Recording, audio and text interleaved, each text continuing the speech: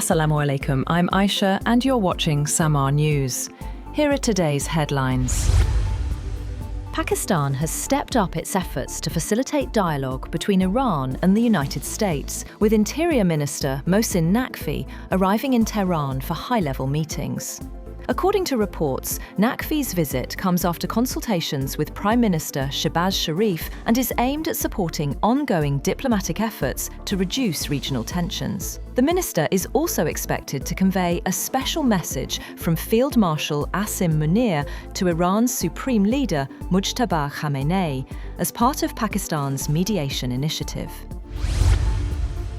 The Pentagon has raised its counterintelligence threat assessment for Israel to the highest possible level, amid growing concern that Israeli intelligence efforts are targeting senior US officials. According to two current US officials and one former US official cited by NBC News, the Pentagon's Defense Intelligence Agency issued the new counterintelligence threat assessment in recent weeks. The DIA reportedly posted an internal message raising Israel's counterintelligence threat level to critical. One current US official who viewed the message said the assessment reflects concern that Israel has the ability to conduct human espionage and technical intelligence collection at a critical level.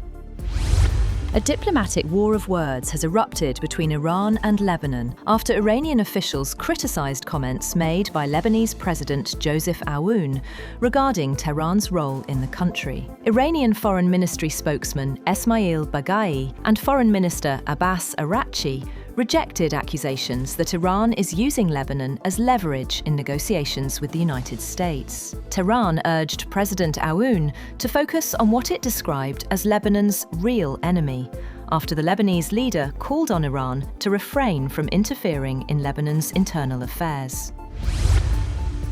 The US military said its forces have struck Iranian coastal radar sites after shooting down drones launched by Iran toward the Strait of Hormuz, in the latest escalation complicating efforts to end the war between the two countries. A US official told Reuters they believe the 4 Iranian drones were targeting regional maritime traffic. Iran's Revolutionary Guard Corps said it had targeted US bases in the region with missiles in retaliation for US strikes, and fired on 4 tankers attempting to cross the strait without its permission.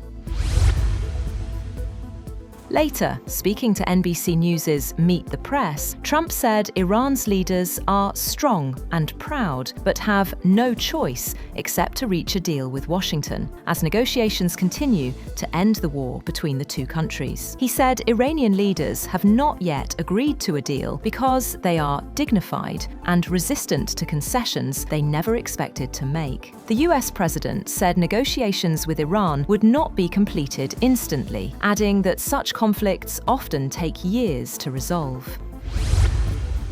A senior Iranian official has said that a potential agreement between the United States and Iran depends on the release of $24 billion in frozen Iranian assets. Mohsen Rezaei told CNN that negotiations have reached a deadlock and said it is now up to President Trump to decide whether talks move forward.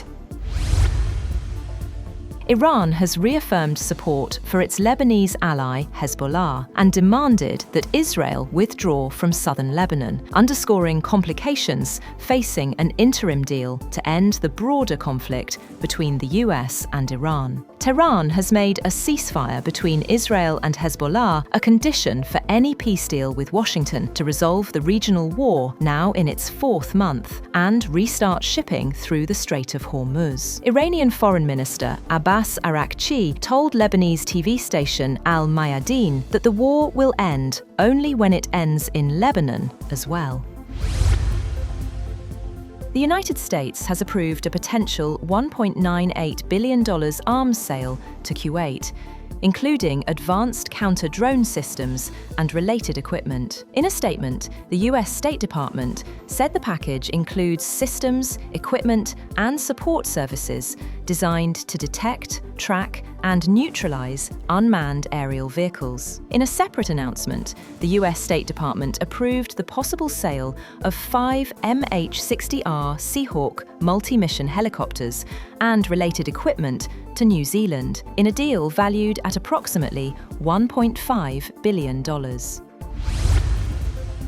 The Delhi police has granted permission for a protest at Jantar Mantar, organised by the Cockroach Jantar Party, a satirical digital group demanding the resignation of the Education Minister. The group has raised concerns over alleged irregularities and paper leaks in national-level examinations, claiming that the issue has impacted millions of students across India. Group founder Abhijit Dipka arrived in India from the United States on Saturday to lead the demonstration. Authorities reportedly facilitated his movement to the protest site after granting clearance for the demonstration. Iran's World Cup squad has received US visas ahead of the tournament, easing concerns over the team's participation in the competition. The development comes just days before Iran's opening match in Los Angeles. However, Iranian media reports that some members of the team's administrative staff are still awaiting visa approval. The issue had raised uncertainty after Iranian officials earlier said the visas had not yet been issued. White House Artificial Intelligence Policy Advisor Sriram Krishnan has announced that he will leave his position at the end of June. Krishnan made the announcement on social media, describing his time in the role as the privilege of a lifetime, but did not provide a reason for his departure. He has played a key role in shaping the administration's approach to artificial intelligence, including efforts to develop a national framework for regulating advanced AI technologies amid growing security concerns. That's all for now. For more updates, visit www.samaa.tv. Thank you for watching SAMAA News.